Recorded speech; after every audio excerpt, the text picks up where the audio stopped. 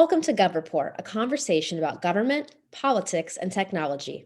I'm Christina Gagnier, and today I'm joined by Jenny Watkins, the managing principal of Anewd.ai, a consultancy firm focused on helping organizations infuse AI into their daily practices. Jenny, welcome. Thanks for having me, Christina. Thank you for joining us. So at the GovReport, we always have a driving question for our conversations. And today's question centers around the implementation and utilization of artificial intelligence in government. So what advice do you have for government officials as the public sector considers AI to improve services for people? That's a great question. And I think I always try to say, begin with the end in mind.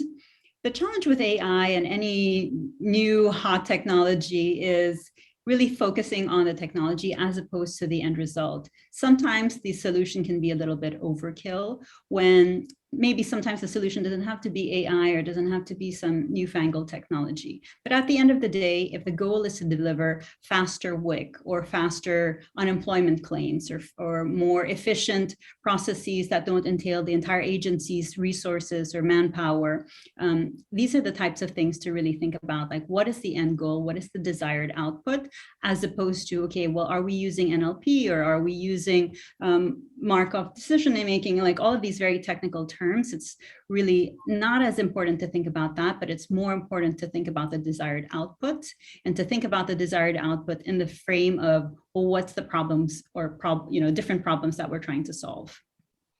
And what do you commonly see in the organizations that you work with in the implementation of AI? I imagine that working with both public and private sector organizations, they face different challenges, but what are some common things that you see are roadblocks to this implementation?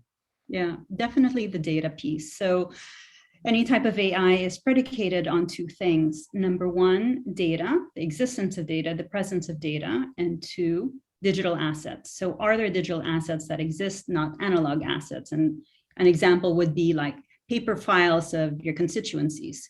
These are the two things, data and digital assets. The most common problem I see is around where data is located. Sometimes there is no data. Other times there's a lot of data, but they're just in different sources. So there's a ton of challenges around collecting data, cleaning data, organizing data, moving data, and analyzing data. We actually call that our COMA framework, between collecting, organizing, moving, and analyzing. Within these four facets of organizing and using data, a lot of agencies or enterprises just have challenges with them. And so I would say that the biggest hurdle from a logistical standpoint tends to be around data. And once an organization, figures out a game plan to tackle and manage data, particularly in the government sector, as we're talking to an audience of chief information officers and chief technology officers, sort of after that data piece is attended to, sort of what are the next sort of large steps that an organization should take? Yeah, I think agencies and organizations struggle with framing the problem. Now, this has to do with the first point that I made earlier, is what is the problem that we're trying to solve? What is the desired output? I think framing the problem very concretely sounds so simple, but it's really quite difficult to do. So when you frame the problem correctly, then you understand very well what are the resources we need to fix this. Like, do we need to hire a vendor? Do we need to upskill our staff? I think framing the problem is one of the things that people struggle with. And the second thing is also trying to find the talent and to manage the current talent. So government agencies have a lot of people who, are highly skilled at what they do, but there is a skill gap many times in any organization, especially now, like hiring an AI engineer or people who understand data quite well tends to be such a big challenge. But in order to be able to circumvent that challenge, I think the emphasis should be on upskilling the staff and really helping train their staff to, at some point, be able to manage and optimize everything that you create at the beginning and just keep that going on for the long term. So in addition to implementation challenges, data ethics and data privacy are key considerations in the artificial intelligence space. We've seen bills in the state of California. You see foreign jurisdictions that are contemplating AI regulation. What are some things that government agencies should do when thinking about data ethics? Yeah. Yeah, super important question, because I think privacy is really one of the major issues that we need to think about at the beginning. So in addition to framing the problem and making sure that the teams are upskilled and able to work on AR problems, it's really thinking about the governance at the beginning. So how do we govern our rules around data ethics and privacy is super important. And I think creating those standards early are things that happen kind of after the fact as opposed to at the beginning. So number one, I would say, think about it at the beginning. There's a good roadmap in there are a lot of best practices across different industries that government agencies can adopt.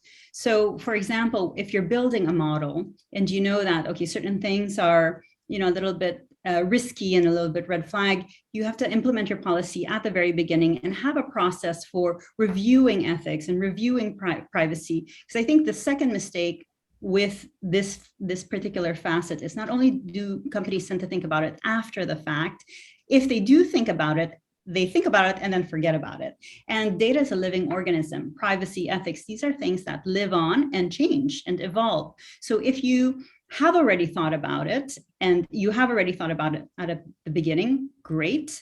But don't forget to rethink about it 6 months down the road, 1 year down the road, and have a process for that.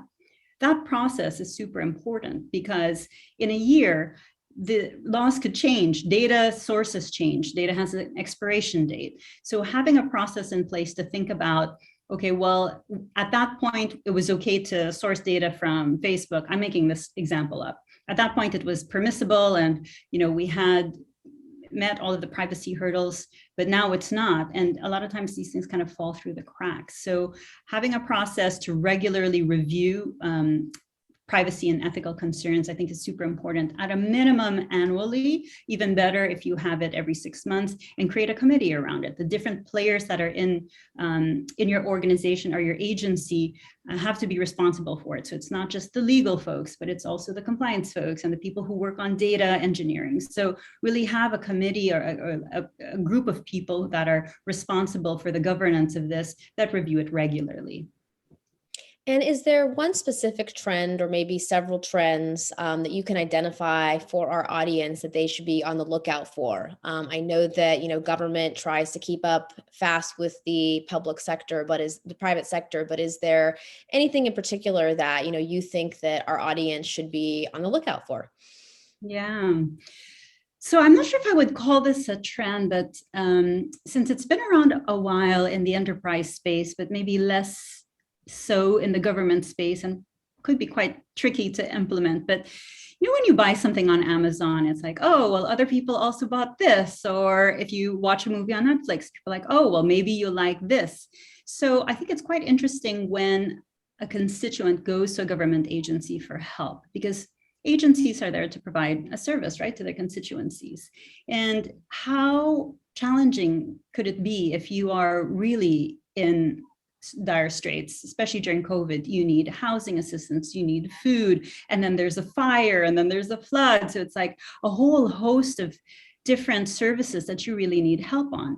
And wouldn't it be great if agencies had a way to recommend, they call this recommend best product, but in agency land, it's, anticipate best service. So wouldn't it be great if we could imagine a way for agencies to anticipate the next best service? If you're a young mom, you live in a risky zip code because we know that the fires are coming down, down from Napa Valley, and you also just registered the birth of a child. And so we have you calling our 800 number, and we realize that your phone number is you, and you just had a child and you live here. So I think this would be quite a huge value add to agencies' constituencies. I realize that ideas are harder to implement than, just making it sound like, okay, well, just recommend WIC and all sorts of disaster assistance. But it's certainly, to me, a fascinating way to look at how agencies could service constituencies in a one-stop shop manner. Well, Jenny, I want to thank you for joining me today in this conversation. Once again, I'm Christina Gagnier with the GovReport, and I want to thank our audience for tuning in.